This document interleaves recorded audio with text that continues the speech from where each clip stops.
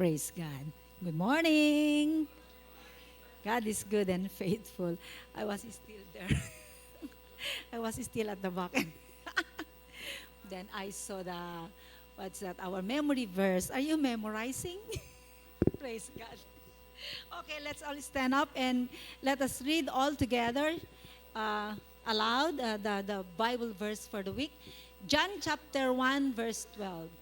But to all who did receive him, who believed in his name, he gave the right to become children of God. So if you received him, the Lord Jesus Christ, and believe in his name, then you are a child of God. Amen. Praise God. Hallelujah. Okay. Um, I have visited this page in Facebook. The name of the page is Classic Titos and Titas of Manila. And their conversation was, can you give us some, what do you call this, family names, funny names, Filipino funny names. One said, oh, I hated the parents of this. You know what? Our neighbor, her name is Aling Pony. But when I asked her real name is, the full name, the name is Punyeta. You wouldn't like to be called that name. Okay? You know what? Pastor Brian. Oh, yeah. The song that we sang last week with Pastor Cessna, it said the church is not a cemetery. So you better laugh here. Okay? Praise God. So, you know what? Be very careful in giving names to your children and would-be children, because sometimes it would determine their destiny. Now, there's this one father, when asked, parang he misspelled, or maybe he did not understand what his wife said to be the name of their child. And do you know what? That child is supposed to be Combatron, because the mother is a fan of watching this this is a Filipino comics character, Combatron. But the father wrote it Combantrin. Combantrin yung pagpurga. Praise God. So, he named him Combantrin. Now, during the pandemic, one said in the page, now during the pandemic, maybe this mother was so, parang it looks, it sounds good in the ear. So, he named his son COVID. Would you like to be named COVID? No. Okay. So, I forgot the other one. That's enough. Okay. Praise God. So, you better smile and pay attention. Okay? Praise God. So, rewriting your destiny. You know what? That's why, some names, especially in the Bible times, they give names to their children because that determines their destiny, no? But this Bible character that we are going to study today, he asked God to rewrite his destiny. Okay? Let us read in 1 Chronicles chapter 4, verse 9 to 10. Jabez was more honorable than his brothers. His mother had named him Jabez, saying, I gave birth to him in pain. So Jabez cried out to the God of Israel, oh, that you would bless me and enlarge my territory. Let your hand be with me and keep me from harm so that I will be free from pain. And God granted his request. The name Jabez means pain. Sa Tagalog, napakasakit, Kuya Eddie. So, parang they gave you a name with the meaning pain. So, parang all throughout your life, you will be living in pain. But let us see how God has rewrote the destiny of Jabez. No? In the first sentence, it said that Jabez was more honorable than his brothers. Do you know what? before this sentence was given, the first sentence should be, I gave birth to him in pain. But God did not allow that. Because the true destiny of Jabez is to be more honorable than his brothers, than to be living in pain. So before you were born, you already have a great destiny in God. Whatever people would call you by name, or would give you names that would determine your fate or your destiny, that is not the ending game. It is still the destiny that God has for you. And so the verse said Jabez was more honorable than his brothers. He could have been lived a difficult life because of that name given to him. He might have lived a very hard life, but he refused to accept his fate and not continue in the miserable life that he had. And so he prayed this famous prayer in the Bible. It is one of the recorded prayer in the Bible, and even became a popular prayer, and it has become one of the best-selling books in the year 2000 by Bruce Wilkinson. I don't know if you are familiar with this, but the book is The Prayer of Jabez. It was a good book. It was during the time it has become bestseller.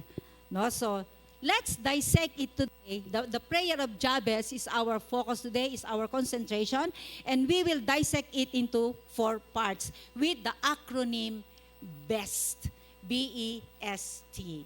So his prayer was, oh, that you would bless me. So letter B, bless me, Lord, bless me, Lord. Letter E, not yet, expand my influence or enlarge my territory. Letter S, stay with me. Let your hand be with me. And letter T, take away evil. Take evil away. Keep me from harm. So, para you won't forget the prayer of Jabez, you think of the acronym BEST. Bless me, expand my territory, stay with me, take evil away from me. Okay, bless me. He said, oh, that you would bless me, Lord. What blessings could have been Jabez is asking from the Lord? You know what? He could have stayed in that path. But the Lord said he is more honorable than his brothers. He refused to stay in pain. He refused to live by that name, pain. And so he had chosen a different path from his brothers. That is why he was called as more honorable. He could have said, because I was born in pain and my mother called me pain, I'm going to live out my name and bring pain on everyone else. I will wreak havoc on the lives of those people around me. But he didn't. He chose to ask God to bless him and change his course.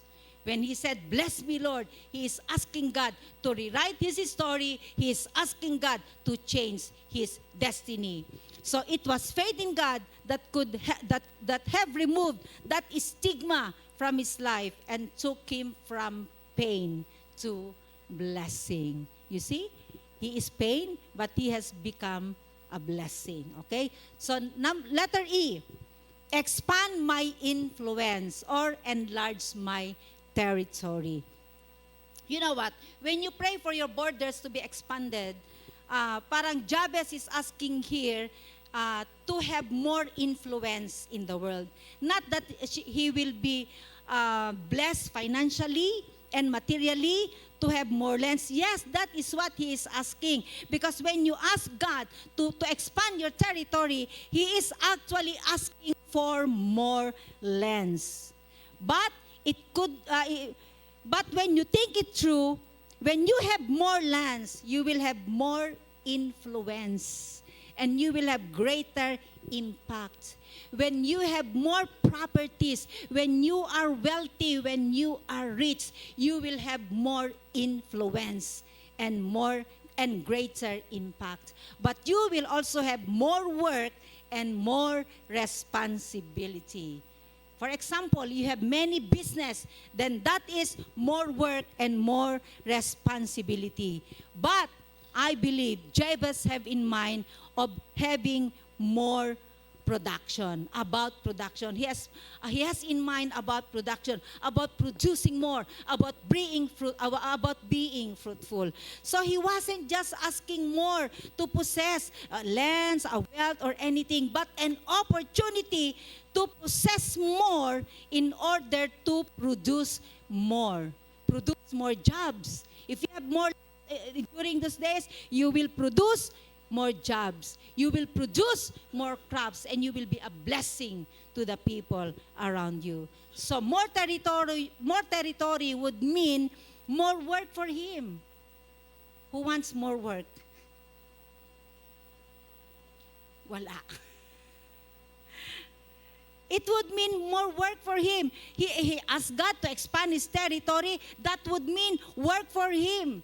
More territory would mean more to manage and more to figure out what will I do with this if there arises a problem. So what will I do with this? So he actually prayed for challenge. He did not actually ask to be blessed, to be recognized, to have honor, to have prestige. But he willingly accepted the challenge and the pressure of more responsibility. You know, when you are given an expansion of your work or whatever, of your ministry, then that is, you have to be assured that you will face more pressure and more responsibility. What did he do? He refused to stay in his comfort zone. It's not comfortable to have pressure and to have more responsibility. But he refused to stay in his comfort zone.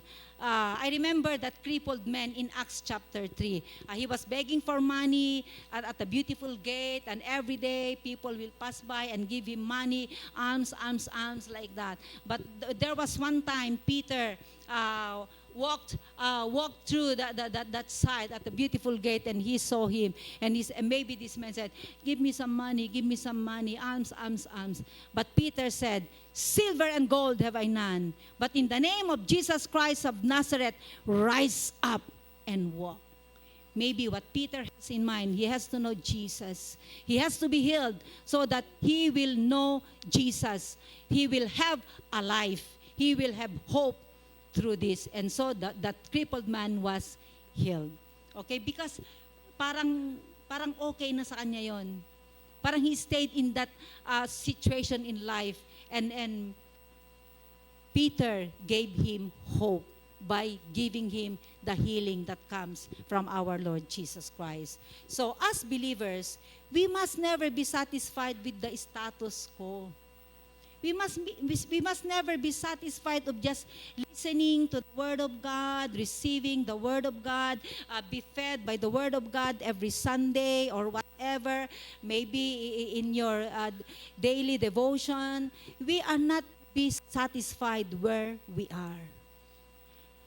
We are not be satisfied in our situation right now. We are not to be limited in our outreach. Even in your business, even when God has redirected you, dinestino ka sa ibang lugar, God has something for you there. He is expanding your territory. When God has redirected you sa work mo, God has brought you to another place. Think of it as an opportunity for God to expand your territory.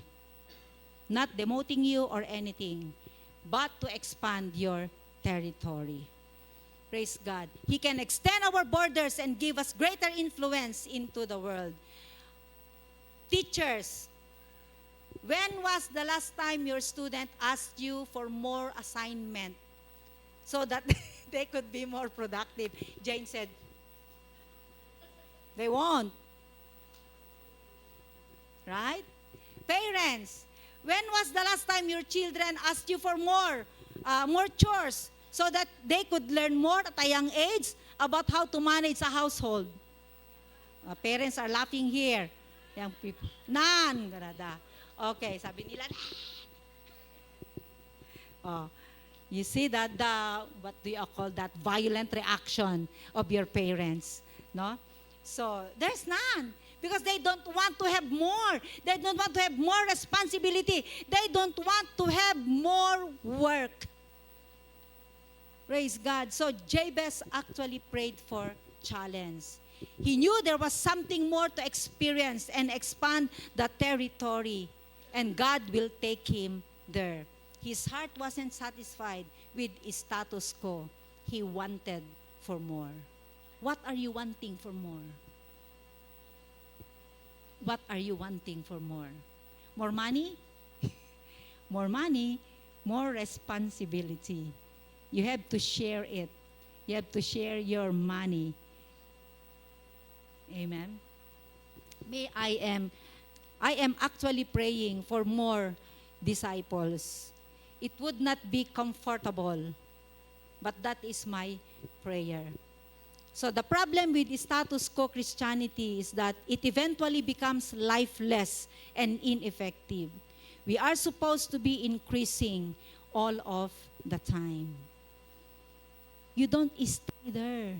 You are supposed to increase. You are supposed to be learning and learning and learning and growing and growing and growing. Because the Christian life is about growth and expansion and new territory.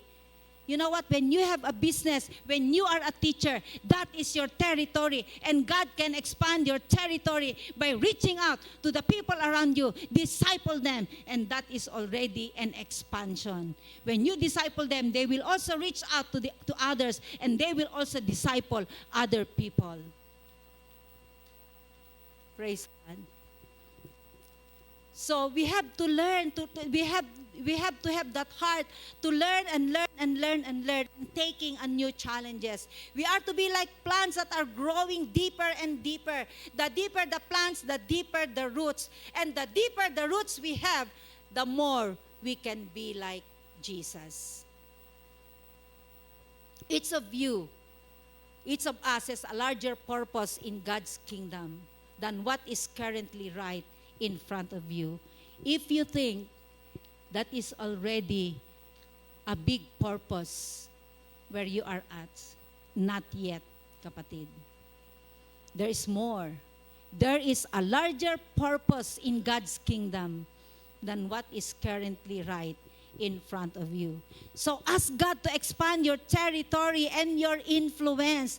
Don't be satisfied with status quo. Don't get complacent and become ineffective. Ask God to move the boundaries and borders of your spiritual condition now and even your ministry. You know what? Even grandmothers, they can expand their territory. Elderly grandmothers, they can expand their territory. Disciple your grandchildren. Raise them up as godly leaders, and they will expand the territory. They will also reach out to others and disciple others. So do not be content to dwell in your comfort zone. Break out and do more for the Lord. We are into expansion, expanding or extending this building. So that would mean more people. Pero kung kami lang, hindi namin kaya yon. We need your help. We need your help. So that is why we have launched discipleship. You have to grow deeper in the Word of God.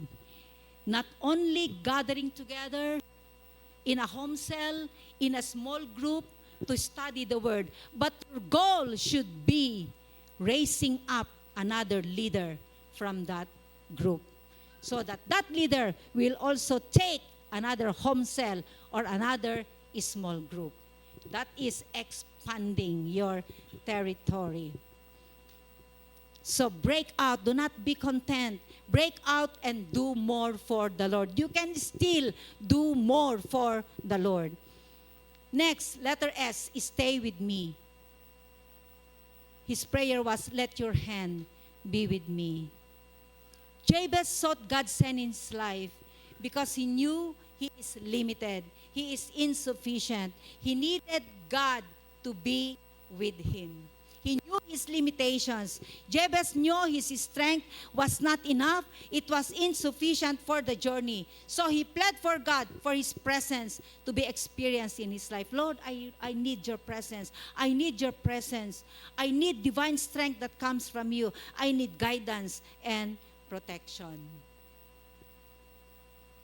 Even in your work, huwag mong sabihin, teacher ka lang, hindi ka naman leader, hindi ka naman teacher ng Word of God. Then be discipled so you can also be a teacher of the Word of God. You are a security guard, then study the Word of God. Attend home cell, attend small group, be discipled. And that you will be raised up also as one discipler to disciple others. You know what? The more you do for God, the more you have to rely on Him. And the more you walk into new territory, the more you have to trust Him. We have a big mission. But the bigger the mission, the more reliant we have to be on God. Without God, we can do nothing. But with Him, all things are possible. Whatever you have right now, whatever you are hoping for, whatever you are hoping for, whatever you are asking God for more, Lord, I want more of this, I want more of this, I want more of this, then get ready for the challenge. You are actually asking God to expand your influence, that you may be a blessing to the people around you. Anytime you step out for God, Satan will advance towards you. There is an opposition, but you need God's protective hand. Satan may try to convince that you are not strong enough, you are not smart enough to be effective where God is leading you. And you will start feeling alone. And instead of walking into the expansive place God has led you, you will retreat. Now, that is not the time to retreat. Cling to His words. Psalms chapter 139 verse 10. Your right hand will guide me and hold me fast. In Ilocano, kibkibinen na ka ni Apo Diyos. Your right hand will guide me and hold me fast. Again, in Ilocano, kibkibinen na ka. If God is holding you by the hand, you will never go wrong. Even if God is redirected you, brought you into another assignment from your work, God is redirecting you because He wants you to expand your territory. Praise God. He's got you in the palm of His hand. And last, letter T, take evil away or keep me from harm. Jabez prayed for protection. Protection from what? From sin and evil. He actually prayed protection from sin and evil. Lord, I don't want to live in sin. I don't want evil to be with me. I don't want to be living in darkness. I want to live for you. That is why the Bible says he was more honorable than his brothers. He knew that when sin comes, trouble soon follows. We have consequences. What we do, we have consequences. If we sin, then we suffer for our sin. Proverbs chapter 13 verse 5. The righteous hate what is false, but the wicked make themselves a stench and bring shame on themselves. Sin is shameful. Sin brings shame. That is what the Bible says. There was one man in the Bible too, Jacob. You know Jacob already. He wrestled with God. He refused to let go the angel that he fought with until God promised to bless him. Why? Because he needed something from God at the core of his being. And he wasn't quitting until the blessing was upon him. Until he got the blessing, he couldn't continue the mission of Abraham and Isaac, the mission of obedience, as a deceiver. Because the name Jacob means supplanter or deceiver. And he refused to live by that name. No, Lord, I cannot. How can I be one of the patriarch if I will live as a deceiver?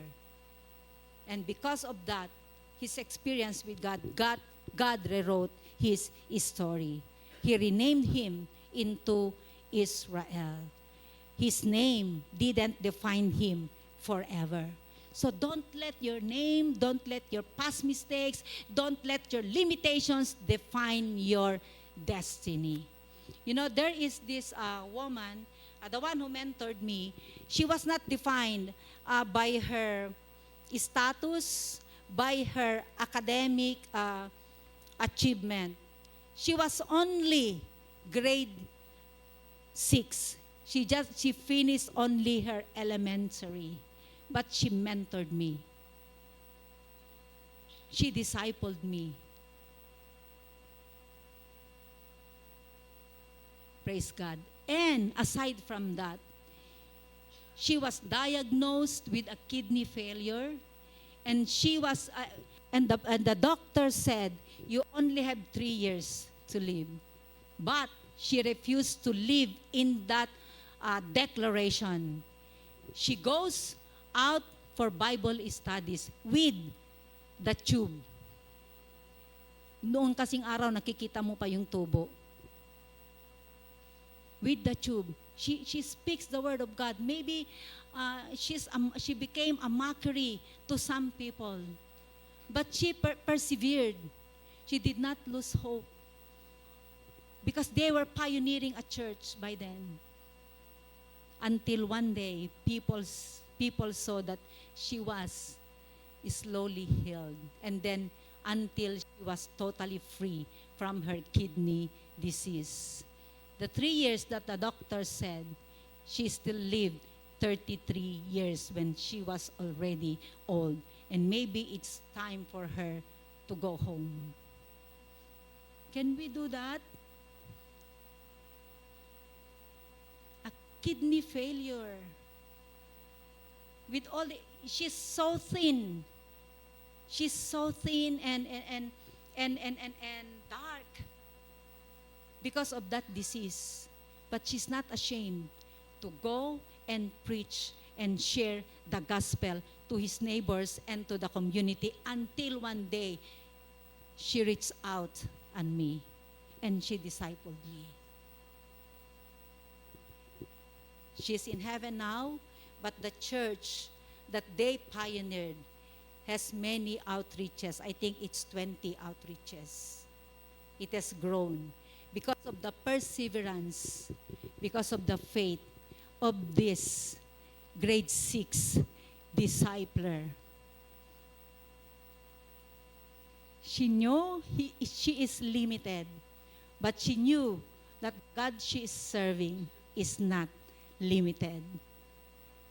Praise God. So, she studied and studied. If we go on a conference and it's English, she would ask me, can you translate for me? Even the book, we will buy a book and she would say, please translate the whole book for me. And I will do that. She refused to believe that she cannot do more for the Lord. I still can understand. Yes, I don't understand English, but somebody could translate for me. Praise God. God is not limited in your education. God is not limited in your world. God is not limited in your status in life.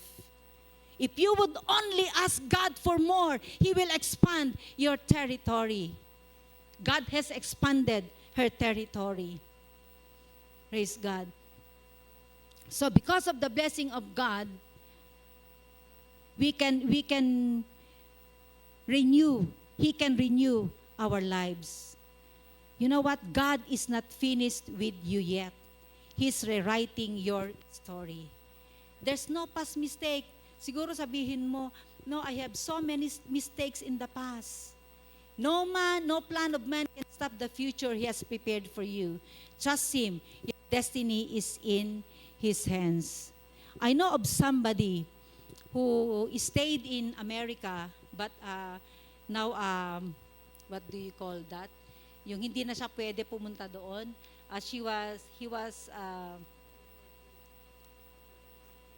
What? Yeah, he was deported and he cannot go because he is a U.S. citizen, no? But because he has so many crimes that he did in America, he was deported and he was not allowed to go back to America anymore.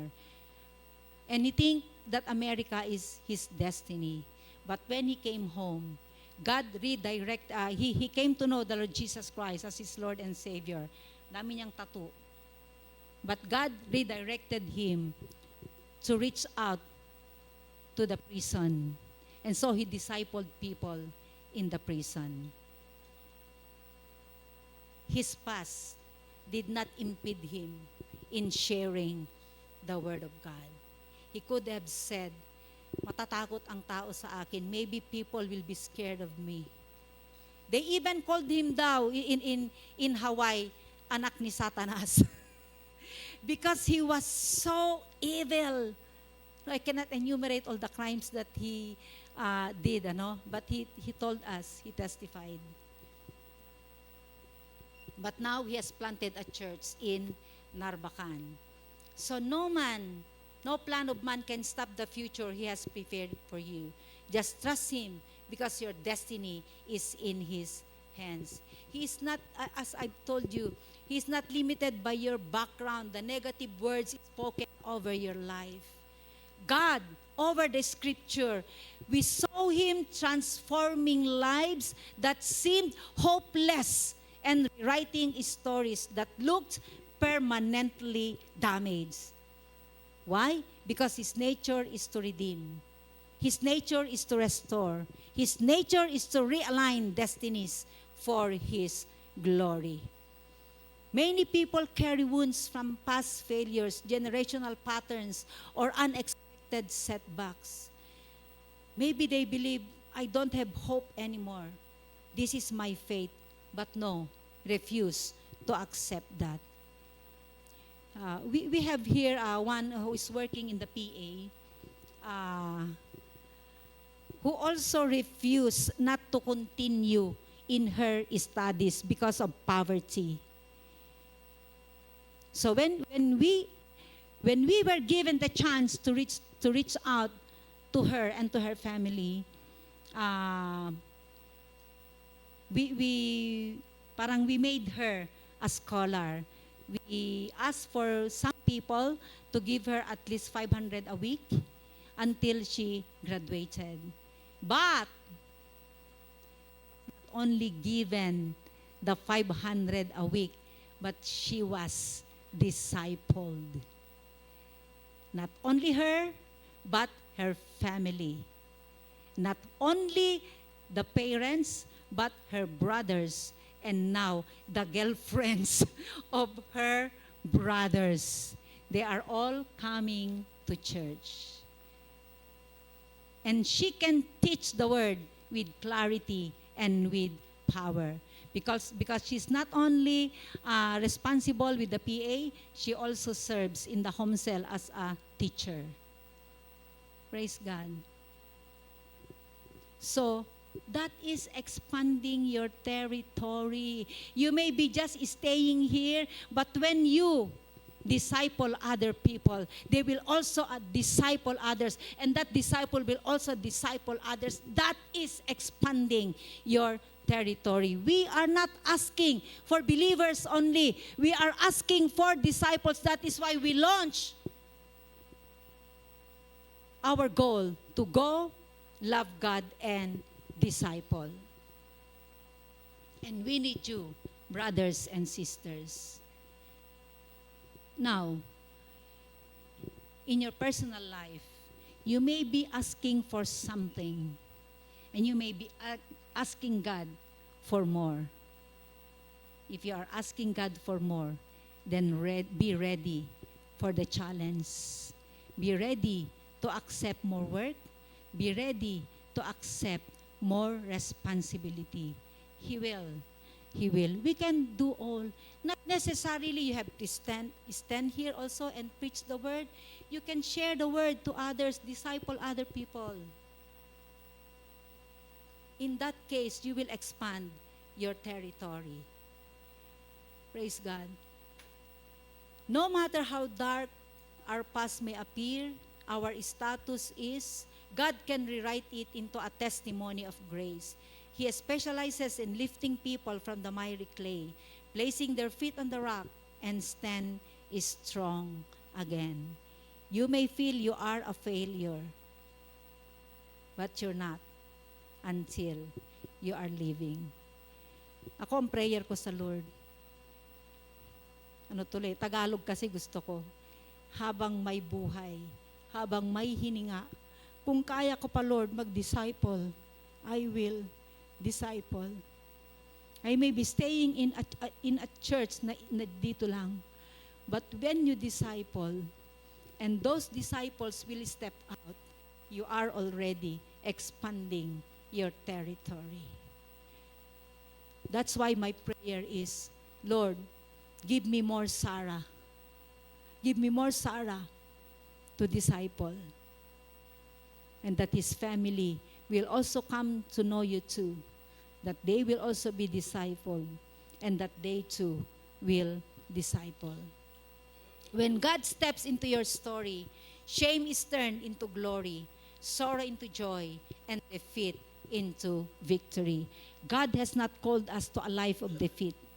God has called us to a life of victory. That's what Jesus died for. He doesn't want us to live in a life that is hopeless, in a life that is limited in your home, limited in your workplace, limited in these four corners of the church only. But He wants us to step up and step out in faith, reach out to the people around us and disciple them. You must have a plan. You must have a plan. Ako, meron na akong plan patungkol dito. How be doing again. I will do the same process just like with Sarah. Lord, just bless me and just empower me. That should be our prayer. We can find somebody here to disciple. Even if only one, that one will multiply into 3, into 10, into 20. We are not to be content in this status quo. Okay na kami naka 300 kami, no. Okay na kami kapag 500 na kami. No, we are to do more and work more. That is the prayer of Jabez. Let us all stand up, brothers and sisters. Thank you, Lord. Hallelujah. O sukaya rarabakira rabahaya rarabakai. Sukaya rarabakai. Kuya rarabahaya rarabakira rabahaya rarabakira rabahaya rarabakai. Sukaya rarabakai. Kuya rarabahaya rabakira rabahaya rarabakira rabakai. Kira rabakai. Heavenly Father, it is you, O God, who makes the church grow. But we have a part also, O God. And so today, we pray for the prayer, like the prayer of Jabez. Expand, O Lord, our territory. Give us more. Give us more. That we will do more. But, O Lord God, strengthen us and empower us to face any challenge and responsibility. Give us that perseverance, O God, and the faith, O God, to go on until we are done with that task, O God, you have entrusted us. You will grow the church through us, your people, through the giftings that we have, through the possessions that we have, oh God. We can grow the church. You can grow the church even with the finances that we have, oh God. Whatever we have, oh God, we commit it to you. And may you use us, oh God, for your purpose and for your glory. If we have so much, oh God, so much money, we can find someone, oh God, to help and sustain them, to send someone to college. But, oh Lord God, help us, empower us to disciple them. Not just giving them fish, oh God, but giving them a net also. And that is, oh God, the heart of discipleship. That we will grow more, that we will grow more, that we will grow more. We ask to be blessed, to be a blessing. We don't ask to be blessed for our personal consumption, but we ask to be blessed that your kingdom may be expanded. Oh, hallelujah. You are not limited, oh God. You are not limited. Whatever status we have, oh God, you are not limited, oh God.